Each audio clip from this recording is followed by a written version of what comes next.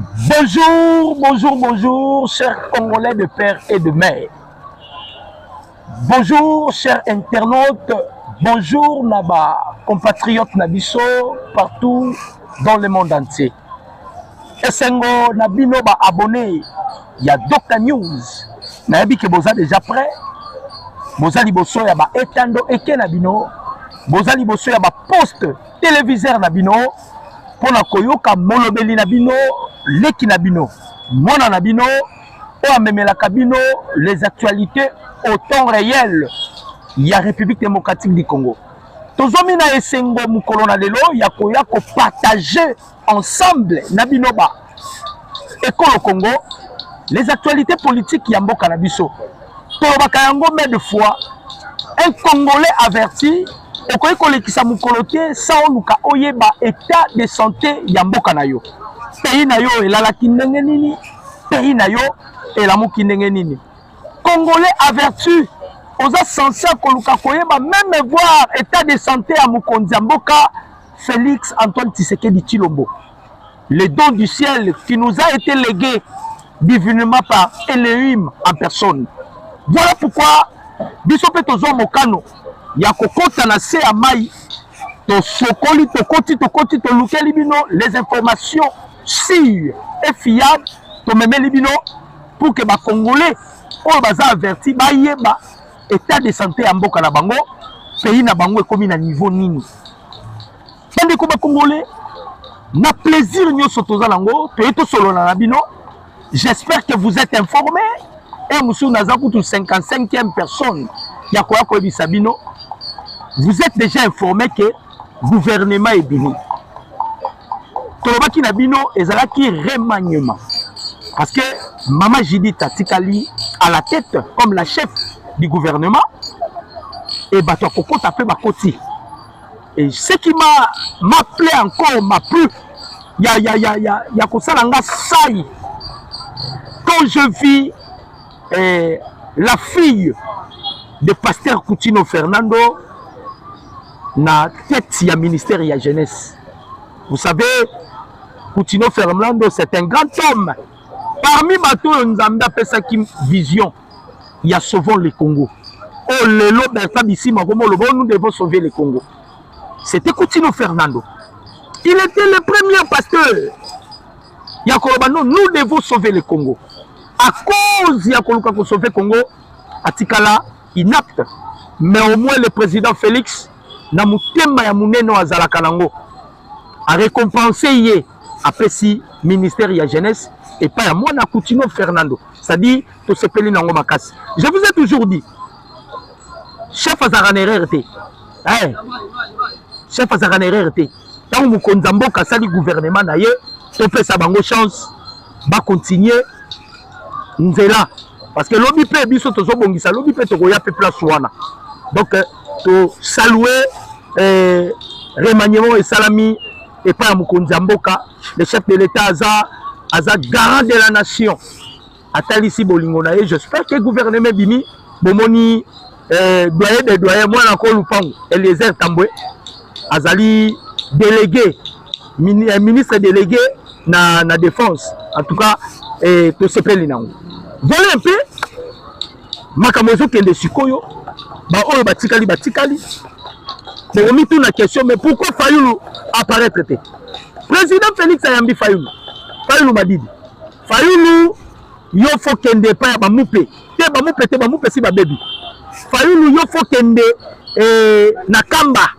Ba melisoma ya kamba parce que on se comprend de makambote. Fayoulou akutani na Mokonzi Mboka. Fayoulou akele là, il faut que le dialogue soit inclusif. Dialogue inclusif pour les sango bazosenga nananga ola bomi ba Congolais apprendre part na dialogue. Botala ba Fayoulou. Nanga apprendre part, Kabila apprendre part, bateau ba bomi ba Congolais. Or le chef de l'État na Fox News agira qui tous ceux qui ont pris des armes contre leur nation. Il n'y aura aucune amnistie, aucune récompense, aucune nomination. Pour la bango dialogue exactif. Bandeko, nous allons parler sur l'actualité politique. Nous avons des sujets autour de la Bible. deux sujets. Mibale te misa tout mibale. Et pardon, misa tout mibale. Deux sujets. Au moins que l'esprit, molimo memanga memanga d'être solo par tous. Mais il y a des sujets. Sujet pour débattre, pour mettre un sujet, il y a suite, il y a Monsieur Eric Prince. Sujet, oh, tu peux mettre à Yambo. Monsieur Eric Prince. Qui est Eric Prince? Monsieur Eric Prince, c'est lui le patron de l'unité spéciale au Bozoyoka Blackwater. C'était l'américain. Blackwater. Unité Bozoyoka Blackwater. La Blackwater, ils ont la 14e infanterie ya Colombie. Bangonde baza la forêt. Aouti ko tweeté, Makamouni n'a tweeté. Et nous allons encore parler sur la situation sécuritaire parce que tu as informé les Congolais, vous allez informer l'état de santé en Bokanabino. Vous savez que jadis, Nakala, RFI, France 24, qui ont pour pervertir les informations. Nous sommes une génération qui dit non. Il faut informer les Congolais l'état de santé en Bokanabango.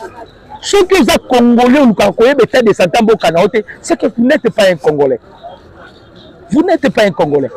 Bandeko, Paul Kagame a l'élimé Yakulpa.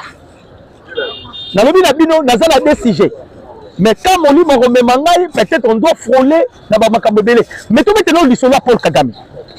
Quand on a Congolais, Kabila, Azalaki malédiction en beaucoup. Ngaïnde na boye. Ce qui n'a loti Kabila, na Boutou, na loti Kabila. Journée mobile, je dois être à l'église. Il faut m'abonner la ponanga. Je ne peux jamais rêver Kabila. Nation dinanga Kabila koyate. Boyoka et lokoyo, Kagame Zolela.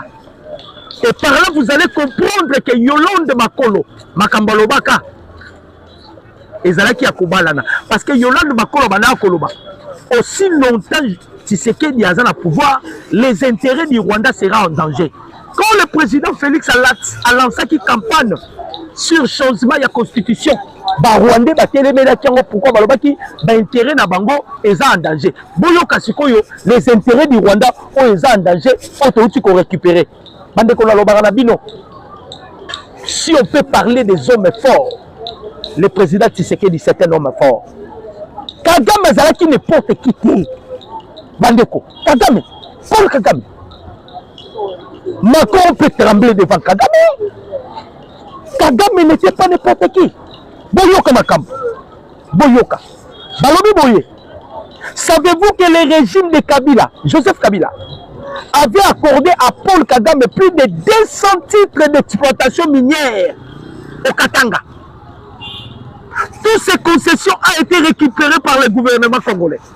200 titres d'exploitation minière. 200. Kabila fait ça avec Paul Kagame. 200. Tant que ça a battu, na époque il y a Kabila, c'était Kagame qui gouvernait. Kabila Zala qui m'a gagné. Kabila Zala qui m'a gagné. C'est Kagame qui gouvernait le Congo. Kagame Zala qui a 200 titres d'exploitation minière na Grand Katanga. Voilà l'une des raisons de Moni. Tant que basala unité na bango moko brigade na bango, l'objectif babini balancer ba assaut na axe Kamanyola, na axe Uvira, na axe Fizi Kokita Kalemi. L'objectif qu'on soit Grand Katanga pour récupérer 200 titres d'exploitation minière au gouvernement ya Kabila et puis ça que pas ya Paul Kagame. Naebi Sibino Kagame risque de s'appauvrir. N'est Kabila comme il connaît qu'on s'appauvrir. Tant on va s'appauvrir, c'est-à-dire Mongo et c'est la question du maison kota. Mongo ce que du maison kota c'est on continue à la pauvre Mongo ici là. C'est ce qui se passe avec des milliards et des milliards de dollars Kabila Zanango. Asimba Oyo, Babé, Asimba Oyo. Il y a des échecs et des échecs. Et puis les échecs en gros ils accourent. Kagame Aouti Kolela, Tomotolié, 200 titres d'exploitation minière Nagata Katanga. Bandeko, Tshisekedi n'est pas n'importe qui. Hein? En dehors ça, en dehors Rwanda, en dehors Yeloko wana. Hein? En dehors Yeloko wana. C'est ce qui Bobona Rabafinga Tshisekedi est incompétent. Bafinga parce que leurs intérêts sont touchés. En dehors Yawana, Boyoke Loko Mususu. Le président Tshisekedi vient de récupérer 600 titres pour le compte de la République démocratique du Congo et renferme l'ère de Joseph Kabila. 600 titres d'exploitation minière. Bandeko. Pour la Kabila. Le retour des terres perdues. Le retour des terres perdues. Dans un geste digne de plus grand redresseur de destin, Félix Tshisekedi vient d'arracher de main de l'oubli et de la prédation près de 600 titres miniers et de carrières pour les restituer à la République démocratique du Congo. Plus de 31 600 km. 31 600 km carrés de sous-sol. Une superficie plus vaste que la Belgique. 31 600 000. 31 600. 31 600 km carrés de sous-sol superficiel qui la Belgique, congolais. Vient d'être revenir dans le patrimoine national. Cette victoire n'est pas anodine. Elle marque la fin d'une heure sombre où Joseph Kabila, rebelle à vie, avait bradé des carrés miniers stratégiques comme on distribue des pièces de monnaie. Donc il avait à livrer qui richesse. À livrer qui richesse.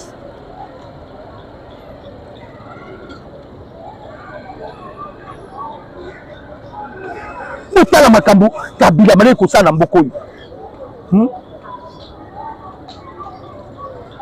Bandeko 31 600 km Kabila Kabamboka. Yango bomoni ba basanjo batelemi banani batelemi donc batelemi so batelemi ils avaient des concessions ici bakaré minier bazwa kambongo ba congolais pendant que le peuple congolais gémissait dans la souffrance. Pendant que le peuple congolais bakonyokwama, pendant que Kabila vivra paradis na terre. Maintenant le président Félix Anzana Katako récupérer Nyoso. Donc nous n'avons pas de Paul Kagame Zolela, mais il y a culpa. Kabila Zolela, yango moni bandeko ba congolais, il faut soutenir le président Tshisekedi. Il faut accompagner la vision du chef de l'État. Quand tu vois quelqu'un qui s'oppose au pouvoir à Tshisekedi, c'est un marionnette. Quand le président américain Donald Trump a dit Tshisekedi, c'est un président respectueux. Celui qui est zonga, les Congolais ont le pouvoir. Donc, continue le dossier, il y a Eric Prince. Il y a des sujets. Au moins que l'esprit est Manga Moussika. On va parler maintenant du dossier Eric Prince. Bon, qu'à tweet. Parce que tweet n'a yé, oh, à outil ko tweeté, bandeko, et ningi si-toi. A tweeté nini, Boyoka. Eric Prince, le patron de Blackwater. Bandeko. Paul Kagame, place à Zaye Moraza Omitu Naobi, na sala nini. Ngayo na sala nini. Tobi seki Paul Kagame, eloko le kitika ezate. Mais Kagame zaki teti. Tobi seki Kagame, eloko le kitika ezate. Kagame zaki teti. Loko le zaki teti, tu vas voir maintenant ce qui va se passer. Tu vas voir. Balobi Eric Prince un éminent consultant américain en sécurité, fondateur de Blackwater et partisan du mouvement Freedom Fest du CPAC, a mis une sévère réprimande à la contre du président rwandais Paul Kagame. Suite à un récent rapport de l'ONU, Kagame travaillait avec l'ONU, mais l'ONU a rejeté Kagame. Alain J.E. déjà, ça là qu'on reprenne à Nini, à ça là point de presse, Alain J.E. Alain J.E. est un membre, il y a DGCE, Sécurité nationale française. À ça là déjà point de presse à l'objet, les États-Unis ont rejeté Kagame. Les États-Unis ont abandonné Kagame. Maintenant, l'ONU a abandonné qu'on travailler en coulisses de Kagame. Nous travailler. Kagame Koboma, on y a bombi. Kagame Koboma, on y a bombi. On y sikoyo. À l'objet, non, ma belle équipe. Moi, je suis protégé. Kagame Kagame a violé chaque des Nations Unies. Ma droit humanitaire. Moi, je suis protégé. Kagame a causé la condamné même à 125 ans. Bon, il y a un rapport. Suite, il y a un rapport, il y a ONU qui a été documenté. Le meurtre de 319 civils par les rebelles du M23 soutenus par le Rwanda dans l'est de la République démocratique du Congo au cours du mois de juillet. On dit que les M23 sont soutenus par des Rwandais. Et maintenant aussi, mais dans chaque rapport, chaque document des Nations Unies, M23 soutenu par le Rwanda. M23 soutenu par le Rwanda. M23 soutenu par le Rwanda. Maintenant, à cause il y a un rapport, il y a ONU. On va aussi combiner ça sur 319 civils. On va qui tué dans un seul rapport. Eric Prince Alobi na Paul Kagame Boyi. Dans un message partagé sur son compte Twitter officiel, Eric Prince a écrit: Paul Kagame, baissez le ton et faites en sorte que votre mère, porteuse de comportement, porteuse, se comporte bien. Votre mère porteuse se comporte bien.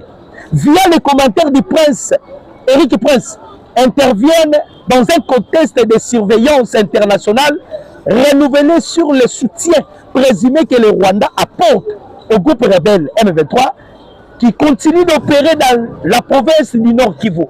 Malgré les multitudes ou les multiples accords de paix, le Haut Commissariat des Nations Unies aux droits de l'homme a récemment publié des conclusions détaillant les violences généralisées contre les civils, notamment l'exécution extrajudiciaire, les déplacements forcés et la destruction de biens.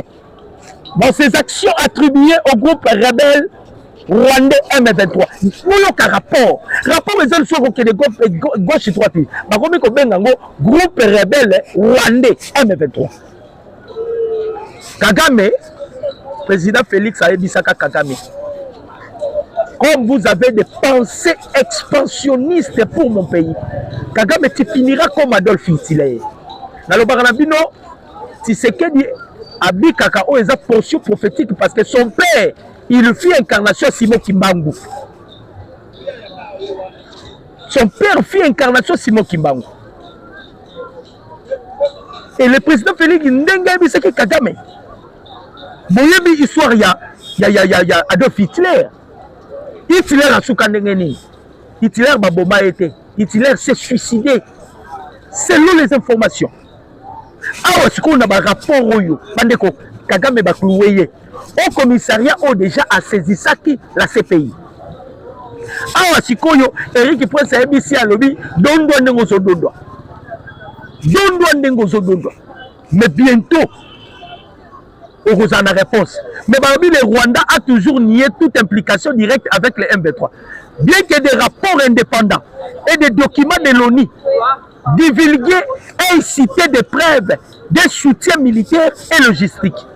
Entre-temps, les législateurs américains, Boyoka, les législateurs américains ont ordonné une évaluation formelle pour déterminer si le groupe rebelle M23 soutenu par le Rwanda devrait être désigné comme une organisation terroriste étrangère. Ah bon mona nananga na Kabila oyo azalaki malédiction mboka na biso yo pendant 18 ans na Kagame na Bertrand Bisimwa qui disent que aza natif ya Sud Kivu bandeko bakolia pau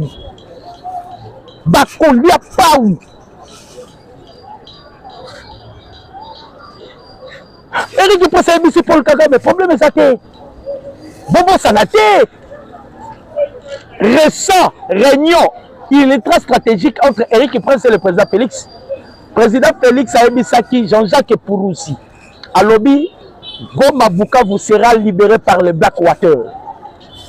Donald Trump devant Massad Bolos. A Ebisaki Bolos. À lobby, Kagame Amata Akita. S'il ne s'incline pas, les États-Unis utiliseront tous les outils possibles pour anéantir Kagame. Voilà pourquoi bateau bamona bayebi seki déjà Kagame bilia kiyo bikoki. Eric Prince alobi tokosunga yo Kagame. Ba rapport ezo bimaka aseko bima. Ba rapport ezo bimaka aseko bima. Hein? Ba rapport ezo bimaka aseko bima. Donc toyebi seki Paul Kagame o mato kita. O mato kita. Okosambwa. Okosambwa o mato kita okosambwa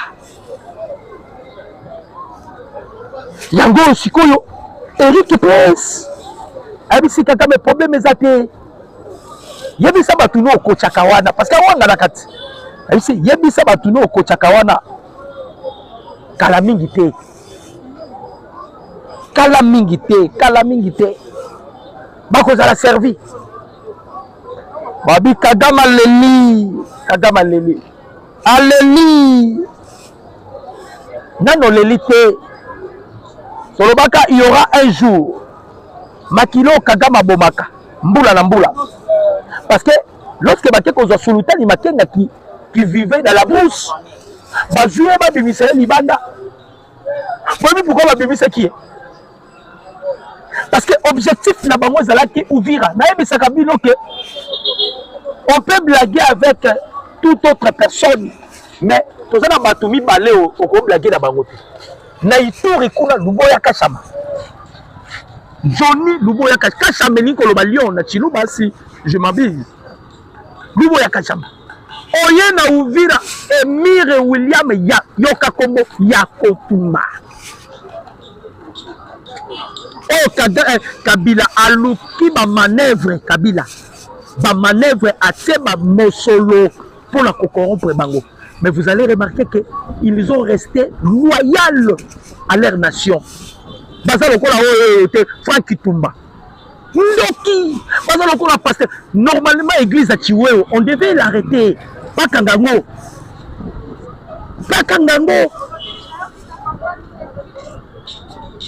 On se pose la question, où se trouve Kamere?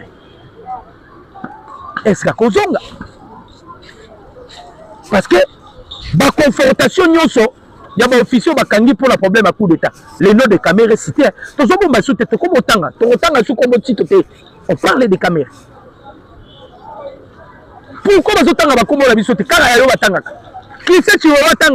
oh non, toutes les allégations, je les rejette à bloc. Kamere. Vous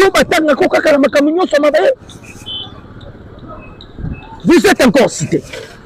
Voilà pourquoi on se pose la question. Parce que Awawa, Bobo Sanate Bandeko Congolais. Lissi Tamli, ambassadrice américaine. Lissi Tamli à Lobaki, États-Unis a commis un Sengo parce que RDC est récupéré souveraineté Nango. Qu'entendez-vous par la souveraineté? Et par là, vous allez directement comprendre. Annonce M23 annonce qui lobby. Aimez la vidéo, commentez, partagez les liens. Annonce M23. Qu'est-ce que les M23 annonce qui lobby? Makambozoya bandeko. Makambozoya. Les M23 annoncent son retrait de Goma. Coup de théâtre. lors d'un rassemblement au stade de l'unité, des figures de la rébellion ont pris la parole devant la population de Mabanga Sud. Le colonel Willingoma Mouyibi va tailler un mois la prison Mouyibi. Aïbi Mouninga na MB3 téléphone. Porte-parole militaire de l'AFC M23 et le colonel Jimmy Nzamouei, commandant de la ville. Dans une déclaration surprenante, le colonel Nzamouei affirme tous les militaires vont quitter la ville de Goma. Vont quitter Bokende Wapi. Bokimate. Bozalawana. Bino Bobai Borobimate. Karabal la sorcière avec qui dit Sabino. Bitu Keita. Mamandoki. Avec qui Sabino Abiba Tindinga et pas Donald Trump. Bokanga Bisaka Boke. Bokai Marabalobaki. O Ezambo Kanabiso. Toane Sika Rokelite. Ah, Bakomi ko s'annoncer. Bawangalaki. Toko Kene Doate. Bazaki Bataliboso Bakende avant même le jour. Bazaki na Doha. Et pour se dire, il y a Doha, ils ont les sous reporter pour votre information. Bah reporter en gros pour la Nini, n'a fait ça qui une information lobby. Le ministre des Affaires étrangères Qatari va contacter réunion na Kenya parce que bah on peut bah hors nabiso. Alors centrale, il y a ba minerai au nyo se yiba marana Congo et za na aéronini à Mombasa, port ya Mombasa. Na Kenya. Alors bah contacter réunion, ndenge bah contacter réunion, objectif est nini? Babimisa EAC na SADC pour la koya ko étouffer Doha. Oh non, nous ne sommes pas contre Doha, nous ne sommes pas contre Washington, mais nous babimisa EAC na SADC. Alors il y a précipité qui déjà, il est allé voir Donald Trump. Donald Trump a boyi ko yambaye atindi epa ya Massad Bolos. Tango a commis epa ya Massad Bolos, le conseiller principal de ya président des États-Unis, nda yebisiye ba jo bino bozo sala Qatar, to bien. Balingi basala gouvernement parallèle. Voilà pourquoi vous avez IM23 prôné sur le fédéralisme. Or, le fédéralisme, la cartographie, Mindele, ça ne peut pas se tenir. Parce que quand on a signé des deals avec les États-Unis, les chefs de l'État imposés qui américains, Bino, ce que vous devez faire, vous devez protéger la souveraineté et l'intégrité territoriale de la République démocratique du Congo. Par là, le plan de balkanisation est déjà tombé. Parce que les Américains, tout en étant na défaillance vis-à-vis na ennemi géré là-bas, vous le connaissez, c'est la Chine sur le plan économique. Donc la Chine devient maintenant première puissance mondiale sur le plan économique. Alors les États-Unis veulent bazonga na osatir bazanango. Or pour bazonga na osatir bazanango, le coffre fort, c'est la République démocratique du Congo. Donc sans le Congo, les États-Unis ne peuvent jamais contrôler le monde. Voilà pourquoi le sénateur américain Tshisekedi vient de sauver les États-Unis. Pourquoi? Parce que les États-Unis ont un problème.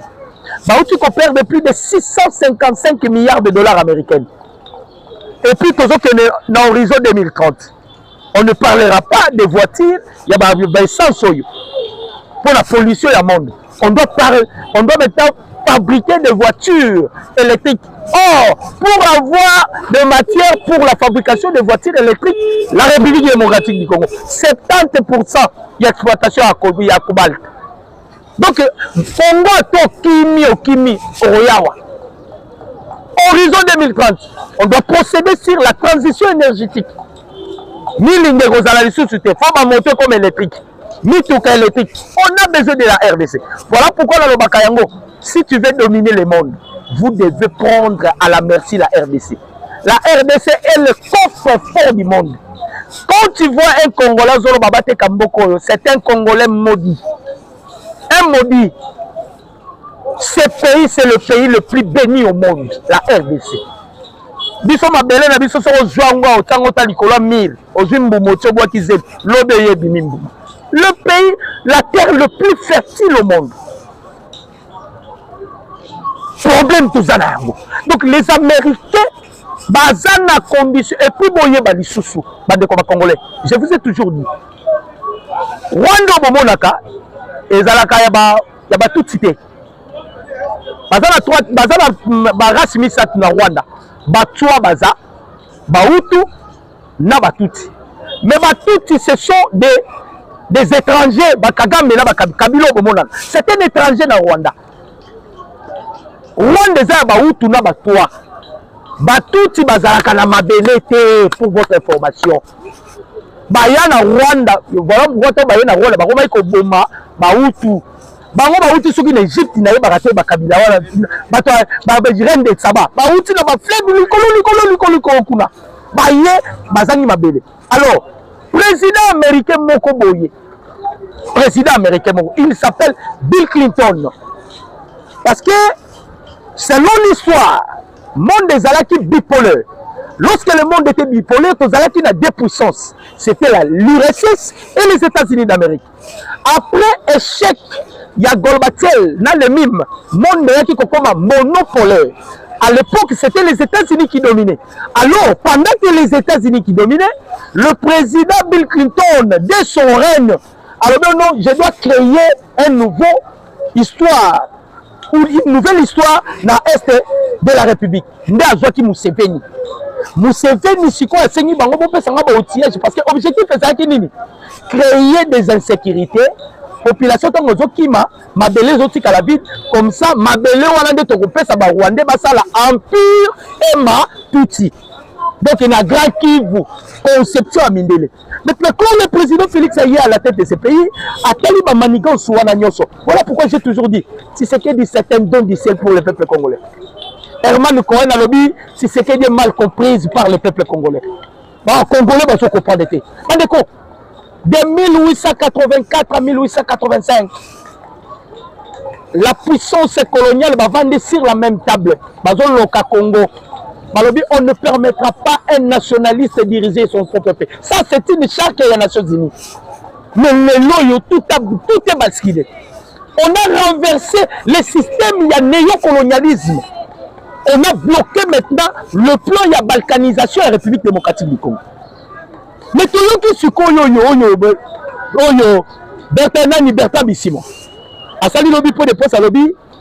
N'est pas ensemble sa Kabila boye. Et ça qu'on tarde processus de paix. Directement on se raconte. Dans ma Kamboyo, Moïse Nyarigaba, il y a une réunion qui s'est tenue à Kigali. Kabila veut maintenant réunifier, unifier. La rébellion à Sangisa Bango, c'est la unité moko. L'objectif, vous connaissez, Bazo Bunda, comme Ouganda ezali, Kenya ezali, Rwanda ezali, Bazo Bunda, Basala Empire et Matuti, mais Batoyo, Batie Basunga Bango, Ezaba Mupoto, Mutulongo Lambongo, Mama Nandoki, Ndoki. Maintenant, le dossier, rapport Nyonso, tous les organismes internationaux, ils ont des documents qui ont prouvé sur des massacres commis par Paul Kagame. Voilà pourquoi on a dit Sibino, tant que Eric prend sa tweetée, alors dit Kagame, tous répondre yo calamité. Tous répondre yo. Basali pour des postes malabini. Nous allons nous retirer na Goma. Mais tu aussi comme policier, on va surveiller. Lobby va changer baloba. On a to senga 17 prisonniers na biso ba biba. Bazo bonsa na doa si ba ebisa ki bango. Vous êtes des rebelles. Groupe rebelle les aranastatités. Moi, on est là, on va revendiquer tes bino. Parce que vous êtes des rebelles. Bobo Sanaté. Il y a déjà un deal qui s'est fait déjà entre la République démocratique du Congo et les États-Unis d'Amérique. Voilà pourquoi le 21 août, il y a un sommet stratégique mineur qui va se tenir aux États-Unis d'Amérique, dont le président Félix a invité. Vous savez pourquoi maintenant les Américains, les États-Unis ne peuvent pas négocier avec des terroristes. Dans l'Assemblée nationale, déjà, tu sais que Kanga déjà M23 bloque Kadena. Ils sont considérés comme des terroristes. Maintenant, le Congo a déjà un partenariat avec les États-Unis. Les États-Unis ne peuvent pas s'incliner pour la M23. Yango Boboni, Eric Prince, le patron, il y a Blackwater, Amit Kagame. Continue l'aventure, mais très bientôt là, tu seras servi. On a par rapport à Yamaloba, Donald Trump a dit que les États-Unis vont utiliser tous les outils possibles pour anéantir Paul Kagame. Donc, Bandeko Congolais, restez brossés sur la même chaîne. Donc, on a les sous pour Sabino va détail. Mais à toi, Sabino déjà, il y a qui va y M23 Bikoki. Kabila, on a répertorié déjà bien à Enyoso. Kondo Etienne Tshisekedi, on a dit Sarabino fut l'incarnation de Simon Kimbangu. Pourquoi je l'ai dit? Parce que Simon Kimbangu est un prophète majeur. La Bible nous dit ceci. On reconnaît un prophète par l'accomplissement de ses prédictions. Kondo Etienne a dit Sarah Kabila, toi, on retire à la pauvre. Tu m'as dit ce qu'on a dit. 600 titres carrés minières. Tshisekedi a récupéré ça. 600. Balobi, concession à 31 600 km². Donc Kabila a vu Congo, Kabila Bapala. Akaba na ye Congo pas Bapaya. Plus 943 89 63 95 965. Que Dieu vous bénisse. Je dis et je vous remercie. Ciao.